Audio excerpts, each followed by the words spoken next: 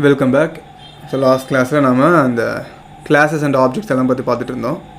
Now we are continuing with constructor and destructor. இது already நீங்கள் +1 C++ல் படிச்சிருப்பீங்க செகண்ட் வால்யூமில். ஸோ கன்ஸ்ட்ரக்டார் அண்ட் டிஸ்ட்ரக்டார் வந்து இப்போ பைத்தானில் எப்படி இருக்குன்ற மாதிரி பார்க்க போகிறோம்.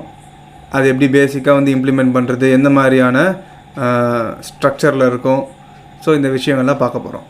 Constructor is the special function that is automatically executed when an object of a class is created. So பேசிக்காக நீங்கள் கிளாஸ் அண்ட் ஆப்ஜெக்ட்ஸை பற்றி தெரிஞ்சுக்கணுன்னா ஒரு எக்ஸாம்பிள் சொல்கிறேன். இப்போது நானே எங்கள் வீட்டில் நடந்த ஒரு சின்ன விஷயம் சொல்கிறேன். டிவிக்கு ஸ்டாண்டு செய்கிறதுக்கு ஒரு பிளான் இருந்தது. ஸோ நம்ம டேரெக்டாக வந்து கடையில் போய்ட்டு டிவி ஸ்டாண்டே வாங்காமல் நாமளாக ஆர்டர் பண்ணி செஞ்சால் கொஞ்சம் கம்மியாகவே முடியும்னு ஒரு ஐடியா. அதுவும் இல்லாமல் கம்மியாக முடியுது மட்டுன்றது ரீசன் இல்லாமல் நம்ம கஸ்டமைஸ்டாக பண்ணிக்கலாம். ஸோ எங்கள் வீட்டு ஹாலுக்கு ஏற்ற மாதிரி அதோட கலர் இருக்கணும், அதோடய ஸ்ட்ரக்சர் இருக்கணும், அந்த சைஸு கரெக்டாக எந்த மாதிரி இருந்தால் நல்லாயிருக்குன்ற மாதிரி என்னோடய க்ரியேட்டிவிட்டிலாம் யூஸ் பண்ணி நானே அதை வந்து ஒரு டிசைன் பண்ணி பண்ணலான்னு சொல்லிட்டு இப்போ நான் நினச்சல இந்த டிவி ஸ்டாண்டு அது என்னது பேசிக்காக ஒரு ஆப்ஜெக்ட். அது இப்போ ஒரு பென்னு, ஒரு மொபைலு, ஒரு மவுஸு, கீபோர்டு, இது எல்லாமே வந்து ஆப்ஜெக்ட். ஜென்ரலாக பார்த்தா ஆப்ஜெக்ட். அதே மாதிரி நான் வந்து இந்த டேபிள் செய்யணும்னு நினைக்கிறேன் பார்த்தீங்களா, அந்த பர்டிகுலர் விஷயம், அந்த டேபிள்ன்றது ஒரு ஆப்ஜெக்ட். இப்போ அந்த ஆப்ஜெக்ட்டுக்கு என்ன மாதிரியான விஷயங்கள்லாம் வேணும் அப்படின்னு நான் வந்து ஒரு பிளான் போடுறேன். ஒரு ஒயிட் ஷீட் எடுத்துக்கிட்டு இந்த அளவில் இருக்கணும்னு சொல்லிட்டு வரைகிறேன். இவ்வளோ டெப்த்து, இவ்வளோ லெங்த்தில் இருக்கணும், இதெல்லாம் வந்து நான் சொல்கிறேன், அதில் மென்ஷன் பண்ணுறேன். அதேமாதிரி ட்ரா வந்து எனக்கு இழுக்கும்போது நார்மலாக இருக்கிற மாதிரி இல்லாமல் பால்ஸ் எல்லாம் போடுவாங்க. பால்ஸ் போட்டால் ட்ரா இழுக்கும்போது சவுண்ட் வராது. ஸோ இந்த மாதிரியான விஷயங்கள் நான் மென்ஷன் பண்ணுறேன். அதில் இப்போ பேப்பரில் மென்ஷன் பண்ணுறோம், இல்லை டேரெக்டாக அந்த கடைக்காரர்கிட்ட இல்லை கார்பெண்டர்கிட்ட சொல்கிறனோ அது வேறு விஷயம். ஸோ இந்த மாதிரியான சில ரெக்குயர்மெண்ட்ஸ், இந்த ரெக்குயர்மெண்ட்ஸ் நான் பிளான் பண்ணுறேன்ல, ஒரு ஷீட்டில் ஒரு பேப்பர் எடுத்து ஒரு மெஷர்மெண்ட்ஸ்லாம் பண்ணுறேன், இது எல்லாமே வந்து கிளாஸில் வரும். அப்போ கிளாஸில் என்ன இருக்குன்னு பார்த்தோன்னா, ஆப்ஜெக்ட் எப்படி நம்மளுக்கு வரணுமோ அது என்ன மாதிரிலாம் வரணும்னு சொல்லிட்டு நம்ம கிளாஸில் தான் மென்ஷன் பண்ணுவோம். கிளாஸில் என்ன மென்ஷன் பண்ணுறோமோ அதுதான் நம்மளுக்கு ஆப்ஜெக்டாக கிடைக்கும். ஸோ வைஸ் வர்ஸா எப்படி வேணால் நம்ம சொல்லிக்கலாம். ஓரளவுக்கு இப்போ புரிஞ்சுக்குன்னு நினைக்கிறேன். ஸோ இதுதான் கிளாஸ் அண்ட் ஆப்ஜெக்ட்ஸ்ப்பா. இது ஒரு basic ideology. Constructor is the special function that is automatically எக்ஸிக்யூட்டட்னு சொல்லிட்டு பார்த்தோமா. அப்போது constructor is a special function சொல்கிறாங்க. அப்போ ஃபங்க்ஷன்னாலே நம்ம வந்து க்ரியேட் பண்ணுவோம், அதுக்கப்புறம் கண்டிப்பாக அதை நம்ம கால் பண்ணுவோம், எக்ஸ்பிளிசிட்டாக கால் பண்ணுவோம். பட் இந்த கன்ஸ்ட்ரக்டார்ன்றது என்ன மாதிரி ஃபங்க்ஷன்னா, it have the ability to execute automatically. So இதை கால் பண்ண தேவையில்ல. கன்ஸ்ட்ரக்டார் அதாவது கிளாஸ்க்குள்ளே போட்டுட்டாலே ஒரு கன்ஸ்ட்ரக்டாரை அது ஆட்டோமேட்டிக்கலாக எக்ஸிக்யூட் ஆகிடும்ன்றாங்க. அது அதோட ஸ்பெஷாலிட்டின்ற மாதிரி. இன் Python there is a special function called init which acts as a constructor. அந்த initன்ற ஃபங்க்ஷன் தான் வந்து இந்த பைத்தானில் கன்ஸ்ட்ரக்டராக யூஸ் ஆகுது. அது எப்படி இருக்குன்னா, it must begin and end with double underscore. இங்கே கொடுத்துருக்காங்க பாருங்கள், ஜென்ரல் ஃபார்மேட்டு. டெஃப்ன்றது கன்ஸ்ட்ரக்டர் இஸ் ஸ்பெஷல் ஃபங்க்ஷன் சொல்லிட்டாங்க. நம்மளுக்கு தெரியும் ஃபங்க்ஷனில் எப்படி ஆரம்பிக்கும்னு சொல்லி டெஃபின் வச்சு தான், கீவேர்டு வச்சு தான் ஆரம்பிக்கும். அதுக்கு அடுத்து எப்படி இருக்குன்னா, இனிட்ன்றது கன்ஸ்ட்ரக்டர், அந்த கீவேர்டு யூஸ் பண்ணுறாங்க பைத்தானில். இனிட்னால இது கன்ஸ்ட்ரக்டர்னு சொல்லிட்டு அது எப்படி இருக்குன்னா, it starts and ends with double underscores. ஆக்சுவலாக இது பார்த்தோன்னா ஒரே லெங்க்த்தாக இருக்கிற மாதிரி இருக்கும். பட் ஆனால் இதில் வந்து நடுவில் வந்து பார்த்திங்கன்னா கர்சர் வந்து பிளிங்க் ஆகும். ஏன்னா இது ஒரு அண்டர்ஸ்கோர், இது ஒரு அண்டர்ஸ்கோர், இது ஒரு அண்டர்ஸ்கோர், இது ஒரு underscore. So double underscores. This function will act as an ordinary function, but only difference is it is executed automatically when the object is created. திருப்பி அதை தான் சொல்கிறாங்க இங்கே. This constructor function can be defined with or without arguments. Function மாதிரி தான்ப்பா, arguments வச்சும் வரும், வைக்காமலும் வரும். This method is used to initialize the class variable. So இதெல்லாம் எதுக்கு யூஸ் பண்ணுறோம், கிளாஸில் என்ன வேரியபிள்ஸ்லாம் க்ரியேட் பண்ணுறோமோ அதெல்லாம் வச்சு ஆப்ரேட் பண்ணுறது தான் யூஸ் பண்ணுறோம். ஸோ ஜென்ரல் ஃபார்மேட் ஒரு சின்ன எக்ஸாம்பிள் ஒன்று கொடுத்துருக்காங்க பாருங்கள். இதை நம்ம என்ன பண்ணலாம், காப்பி பண்ணி ட்ரை பண்ணி பார்ப்போம்.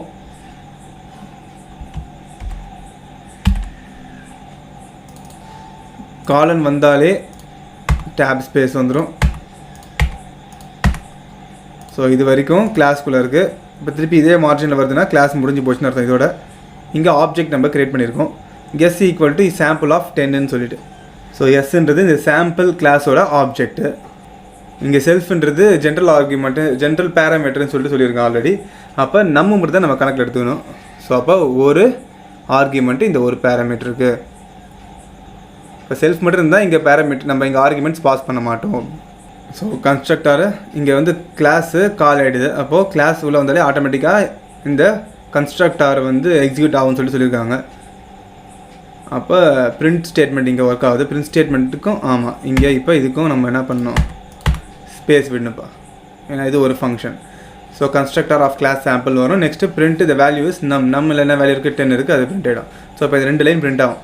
சரிங்களா? இப்போ சேவ் பண்ணுறேன். ஜென்ரலாக ஒரு சாம்பிள்னு ஒரு பேரில் சேவ் பண்ணிக்கிறேன். F5 கொடுக்குறேன். Constructor of class sample the value is 10 வந்துருச்சு. இது கூட நம்ம எடுத்துகிட்டு பார்ப்போம். மோஸ்ட்லி அதே அவுட்புட் தான் வரும். ஸோ அந்த லைன் கூட தேவையில்லை. இது ஒரு general example. The above class sample has only a constructor with one argument named as num. So இப்போ நான் எக்ஸ்பிளைன் பண்ணது எல்லாத்தையும் இங்கே எக்ஸ்பிளைன் பண்ணியிருக்காங்கப்பா, வேறு ஒன்றும் பெருசாக கிடையாது. Program to illustrate class variable to keep count of number of objects created. அது இந்த இடத்துல கொடுத்துருக்காங்க. இந்த லைன் பாருங்கள். The class variable defined within constructor keep count of number of objects created within the class.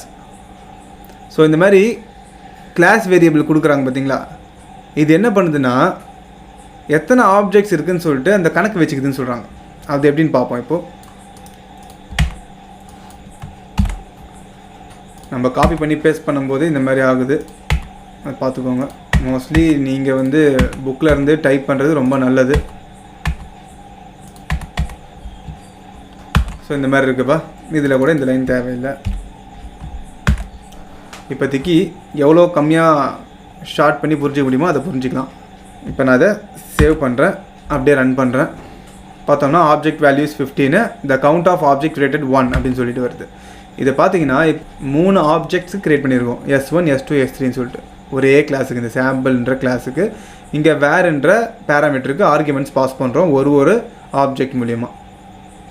இப்போ first S1 equal to sample of 15 இருக்கா, இது என்ன ஆகுது, இந்த மாதிரி லைன் வந்துனே உங்களுக்கு கிளாஸ் எக்ஸிக்யூட் ஆகுது. நம் ஈக்குவல் டு 0ன்னு சொல்லிட்டு ஃபஸ்ட் அது எக்ஸிக்யூட் ஆகுது. நெக்ஸ்ட்டு சாம்பிள் டாட் நம் ப்ளஸ் ஈக்குவல் டு 1 அப்படின்னா சாம்பிள் டாட் நம் ஈக்குவல் டு சாம்பிள் டாட் நம் ப்ளஸ் 1 அர்த்தம்.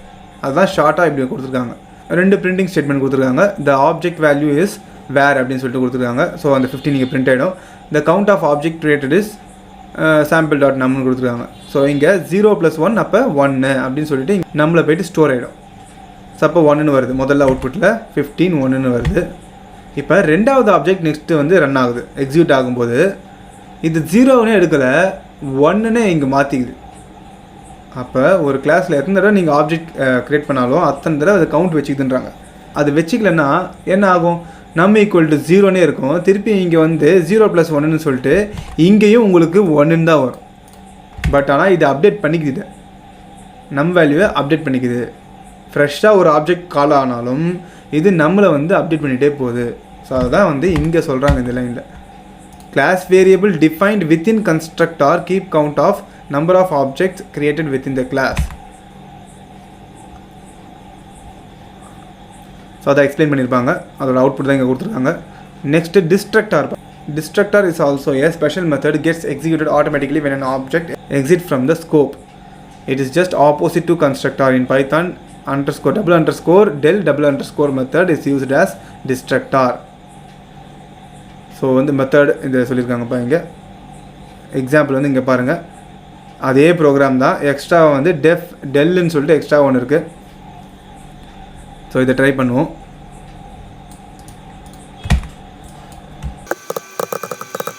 சேவ் பண்ணுறேன், ரன் பண்ணுறேன். அதே மாதிரி அவுட்புட் தான் வருது. பட் இங்கே வந்து டிஸ்ட்ரக்டார் இருக்குது. உள்ளே ஏன் வந்து பிரிண்டிங் ஸ்டேட்மெண்ட் கொடுக்குறாங்கன்னா அந்த டிஸ்ட்ரக்டார் ஒர்க் ஆகுது. அப்போ தான் நம்மளுக்கு தெரியும்பா எதுக்கு பிரிண்டிங் ஸ்டேட்மெண்ட் மெயினாக இந்த மாதிரி ஃபங்க்ஷன்ஸ்குள்ளே யூஸ் பண்ணுறாங்கன்னா, ஸ்பெஷல் ஃபங்க்ஷன்ஸ்குள்ளே யூஸ் பண்ணுறாங்கன்னா ப்ரோக்ராமில் எக்ஸிக்யூட் ஆகுதுன்றது நம்மளுக்கு தெரியறதுக்காக தான் அந்த பிரிண்டிங் ஸ்டேட்மெண்ட். ஸோ அப்போ அந்த பிரிண்டிங் ஸ்டேட்மெண்ட் வந்துருச்சுன்னா ஓகே இது எக்ஸிக்யூட் ஆகுது நம்ம தெரிஞ்சுக்கலாம். இப்போ பார்த்தோன்னா இந்த அவுட்புட்டில் இந்த டிஸ்ட்ரக்டாருக்குள்ளே கொடுத்ததே வந்து தெரியல. டிஸ்ட்ரக்டார் கொடுத்தல என்ன கொடுத்துருக்காங்க, object with value %d is exit from the ஸ்கோப்னு கொடுத்துருக்காங்க. பட் இந்த லைனே வந்து இங்கே வரல. அப்போ டிஸ்ட்ரக்டார் வந்து ஒர்க் ஆகலைன்ற மாதிரி அர்த்தம் வருது. பட் எப்படி இங்கே ஒர்க் ஆகும்னா del S1 S2 S3 so இப்போ நான் என்ன பண்ணுறேன்னா டெல்லுன்றதை எக்ஸ்பிளிசிட்டாக கொடுக்குறேன்ப்பா. இந்த மாதிரி பண்ணும்போது தான் அது வந்து எக்ஸிக்யூட் ஆகுது. ஸோ இங்கே வந்து it doesn't make sense, the destructor will be called ஆட்டோமேட்டிக்கலின்னு சொல்லியிருக்காங்க பார்த்தீங்களா. ஸோ அது வந்து இங்கே ஒர்க் அவுட் ஆகலை. ஆக்சுவலாக நம்ம வந்து எக்ஸ்பிளிசிட்டாக கொடுக்குற மாதிரி இருக்குது, டெல் S1 S2 S3ன்னு சொல்லிட்டு. இப்போ நான் இதை சேவ் பண்ணிக்கிறேன். இப்போ ரன் பண்ணுறேன். பார்த்தீங்கன்னா object with value 15 is exit from the scope அப்படின்னு சொல்லிட்டு இப்போ இந்த லைன் எக்ஸிட் ஆகுது. %d நம்ம யூஸ் பண்ணுறது ஃபார்மேட்டிங் கேரக்டர். அது வேறுன்ற அந்த வேரியபிள்குள்ளே என்ன வேல்யூ இருக்கோ அது வந்து இந்த இடத்துல பிரிண்ட் ஆகும்.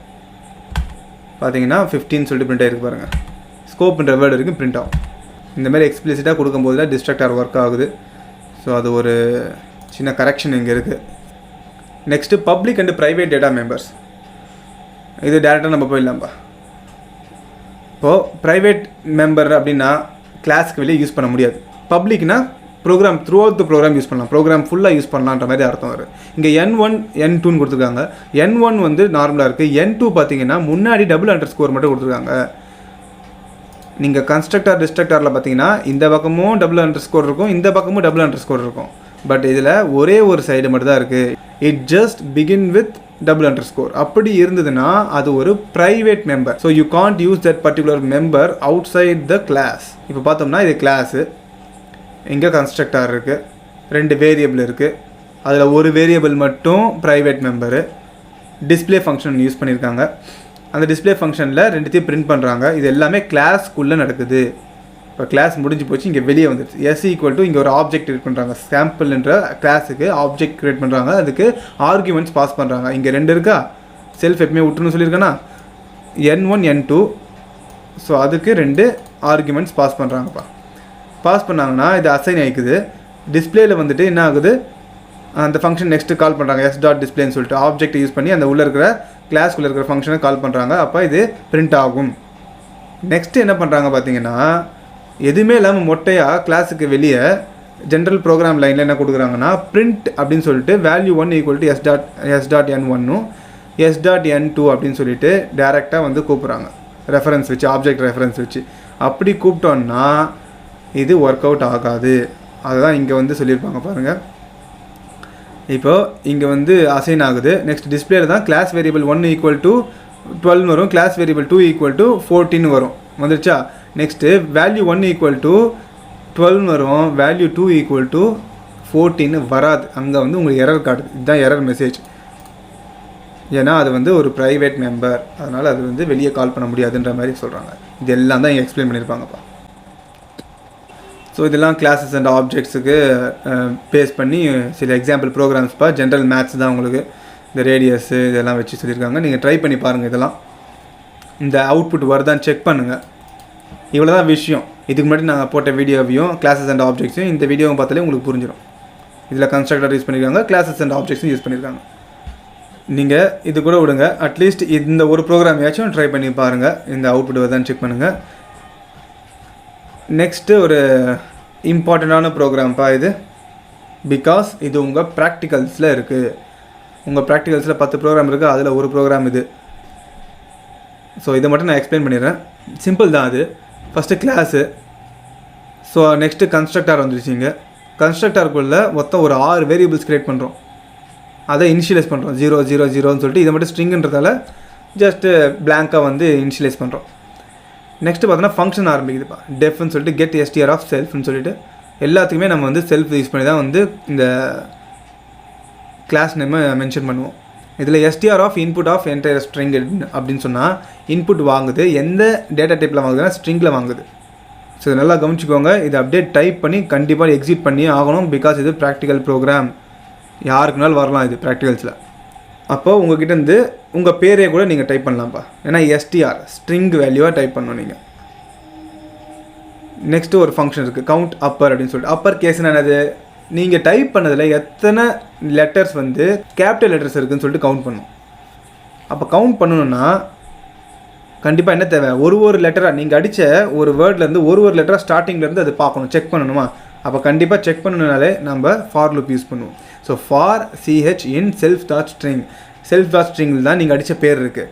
அதில் ஒன்று செக் பண்ண போகுது. இது கவுண்டர் வேரியபிள் தான். இப்போ ஃபார் எக்ஸாம்பிள் அக்ஷய் குமார் அப்படின்னு சொல்லிட்டு ஒரு பேர் இருக்குது. நீங்கள் அக்ஷய் குமார் அடிக்கிறீங்க, அதில் அக்ஷயில் ஏவையும் குமாரில் கேவையும் நீங்கள் கேபிட்டல் லெட்டரில் கொடுக்குறீங்க. இப்போ அக்ஷய் குமார்ன்றது தான் இந்த ஸ்ட்ரிங்கில் ஸ்டோர் ஆகிருக்கும். அக்ஷய் குமார் ஸ்பேஸ் எம்னு கொடுக்குறீங்க, இனிஷியலோட கொடுக்குறீங்கன்னு வச்சுக்கோங்க. இப்போ ஏலேருந்து ஸ்டார்ட் ஆகும்பா, கவுண்டர்னாலே ஏலேருந்து ஸ்டார்ட் ஆகும். அப்போ ஃபஸ்ட்டு ஏ, அந்த ஏ வந்து இஸ் அப்பரான்னு பார்க்கும். இஸ் அப்பர்ன்றது நம்மளுக்கு ப்ரீ டிஃபைன்டு ஃபங்க்ஷன்ப்பா. இஸ் அப்பர்னால் அது என்ன செக் பண்ணுவோம், அது கேபிட்டல் லெட்டராக செக் பண்ணும். எப்படி செக் பண்ணுது, ஆசிவ் வேல்யூஸ் வச்சு செக் பண்ணுறது.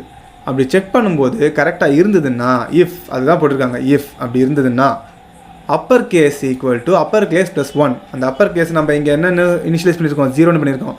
அப்படி இருந்ததுன்னா +1 அப்படின்னு சொல்லிட்டு அப்டேட் பண்ணிக்க சொல்லுது.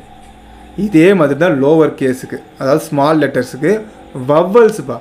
அக்ஷய் குமாரில் ஏ வந்து வவ்வல்ஸ், அதுதான் இங்கே போட்டிருக்கேன். நீ கொடுத்த அக்ஷய் குமார்ன்ற வார்த்தையில் AEIOU அது நீங்கள் கேபிட்டல்லையும் கொடுத்துக்கலாம், ஸ்மால்லையும் கொடுத்துக்கலாம். நெக்ஸ்ட்டு இந்த வவ்வல்ஸ்ன்ற ஃபங்க்ஷனில் என்ன செக் ஆகுதுன்னா இந்த பர்டிகுலர் லிஸ்ட்டில் இருக்கான்னு செக் பண்ணிக்கோங்க. இது வந்து பிரிண்டிங் மிஸ்டேக்பா, AEIOU வரணும், இங்கே எல்லுன்னு கொடுத்துருக்காங்க, யூ மாற்றிக்கோங்க இதை. ஸோ இது வந்து இன்னு நாட் இன்லாம் வந்து நம்ம வந்து மெம்பர்ஷிப் ஃபங்க்ஷன்ஸில் பார்த்துருக்கோம், லாஸ்ட் சாப்டரில் பார்த்துருக்கோம். ஸோ அந்த மாதிரி இந்த லிஸ்ட்டில் வந்துடுச்சுன்னா அப்போ இதுக்கு ஒன்று ஆட் பண்ணிக்கோ அப்படின்ற மாதிரி சொல்கிறாங்க. கான்சனன்ஸ்னால் என்னது, வவ்வல்ஸ் இல்லாத வார்த்தைங்களாம் கான்சனன்ஸில் வரும். இப்போ AEIOU அப்படின்னா AEIOU இல்லாதது எல்லாமே கான்சனன்ஸ் தான். அப்போ நாட் இன் கொடுக்குறாங்க, இங்கே இன்னு கொடுக்குறாங்க, இங்கே நாட் இன்னு கொடுக்குறாங்க. ஸோ அப்படி இருந்ததுன்னா, ஸோ AEIOU இல்லைன்னா கான்சனன்ஸில் ஒன்று ஆட் பண்ணிக்கோ. நீங்கள் கொடுத்ததில் அக்ஷய் குமாரில் அக்ஷய் ஸ்பேஸ் குமார் ஸ்பேஸ் எம்னு கொடுக்குறேன்னா அப்போ ஸ்பேஸ் பிளாங்க் ஸ்பேஸ் இது இங்கே ஒரு பிளாங்க் ஸ்பேஸ் இருக்குது பார்த்தீங்களா. இந்த மாதிரி இருந்ததுன்னா ஸ்பேஸில் ஒன்று கவுண்ட் பண்ணிக்கோ அப்படின்னு சொல்கிறாங்க. இப்போ எக்ஸிக்யூட் ஆகுதுப்பா.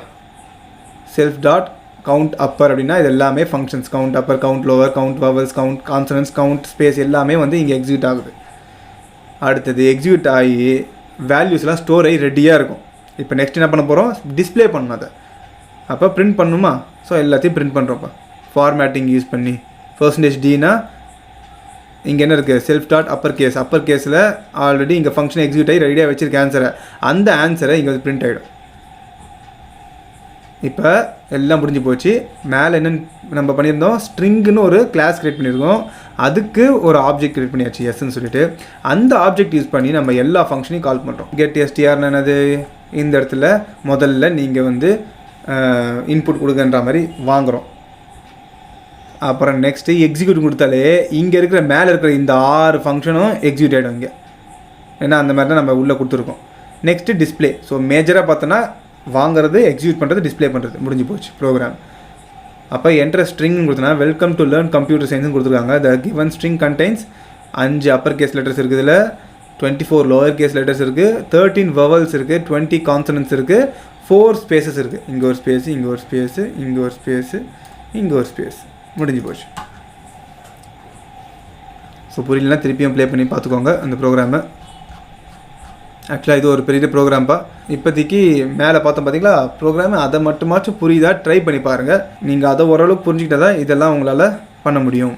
ஸோ எல்லாத்தையும் போட்டு டம்ப் பண்ண விரும்பலை, நீங்கள் அதை முதல்ல முடிங்க. அதை முடிச்சிட்ட பிறகு நம்ம இதை பார்த்துடலாம். நீங்கள் அதை நல்லா அண்டர்ஸ்டாண்ட் பண்ணிட்டீங்கன்னா இது ஈஸியாக நம்ம ஸ்பீடாக போயிடலாம். அதே புரியலனா இதை நான் இப்போ எக்ஸ்பிளைன் பண்ணியும் வேஸ்ட் தான். பிகாஸ் அது அந்தளவுக்கு இம்பார்ட்டண்ட்டாக கேட்கவும் இல்லை லாஸ்ட் இயர். அதனால் வந்து இப்போதைக்கு அந்த ஹோலில் வைக்கிறேன். இந்த பர்டிகுலர் லெசனோட 5 மார்க், ஒரே ஒரு 5 மார்க் தான். அது இந்த லாஸ்ட் ப்ரோக்ராமை பேஸ் பண்ணியிருக்கு, ஃபைன். இப்போ choose the best answer. Which of the following are the key features of an object-oriented programming language? Classes and objects. Functions defined inside a class. Methods. Class members are accessed through which operator? Dot operator. Which of the following method is automatically executed when an object is created? Init. Constructor தான். ஒரு object create ஆனோடனே எது execute ஆகுன்றாங்க, initன்றது. A private class variable is prefixed with double underscores. Which of the following method is used as destructor? Double underscore del double underscore off. Which of the following class declaration is correct? Class space class name போட்டு ஒரு காலன் வைக்கணும். So இதுதான். Which of the following is the output of the following program? இந்த particular ப்ரோக்ராமோட output எதுன்னு கேட்குறாங்க. சிம்பிளாக இருக்குது பாருங்கள். கிளாஸ் ஸ்டூடெண்ட்டு, ஒரு constructor, S equal to student of தமிழ்னு கொடுத்துருக்காங்க. அப்போ இதுக்கு என்ன ஆன்சராக இருக்கும்? S equal to student of தமிழ்னு கொடுத்தாச்சு, தமிழ் இங்கே ஸ்டோர் ஆகிடுது, அங்கே அசைன் ஆகிக்குது. பட் எதுவுமே வராது. ஏன் அப்படின்னு சொன்னால் இங்கே பிரிண்டிங் ஸ்டேட்மெண்ட்டே நம்ம கொடுக்கல, பிரிண்ட்டுன்னு கொடுத்தோன்னா தான் இங்கே பிரிண்ட் ஆகும். அப்போ எரர். ஆக்சுவலாக எரர்ன்ற மாதிரி இருக்காது, பிளாங்காக இருக்கும். இங்கே நம்மளுக்கு மியர்லி இருக்கிற ஆன்சர் எதுன்னு பார்த்தோம்னா எரர் தான். which of the following is the private class variable? Double underscore போட்டு ஆரம்பிக்கிறது தான். The process of creating an object is called as instantiation. So 2 marks and 3 marksலாம் உங்களுக்கு பிடிஎஃப்பில் ஷேர் பண்ணிடுறேன். டிஸ்பிளேயில் வர அந்த கொஷின் நம்பர்ஸை பார்த்துக்கோங்க, அதெல்லாம் ப்ரோக்ராம்ஸு. ஸோ ட்ரை பண்ணி எனக்கு அனுப்புங்க. The class is over for now.